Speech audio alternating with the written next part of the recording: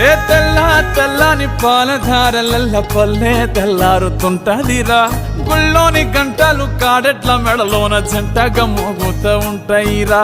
నాగలి భుజాన పెట్టుకుంటే దోస్తులు చెయ్యేసినట్టేరా కొట్టు గోదా పక్కన ఉంటే కొండంత బలగం ఉన్నట్టురా చల్లగాలి మోసుకొచ్చెరా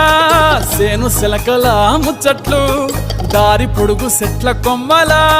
రాలుతున్న పూల సప్పట్లు గట్టి మోపులు కాల్వ గట్టులు చెమట సుక్కల్లో తడిసిన ఈ మట్టి గంధాల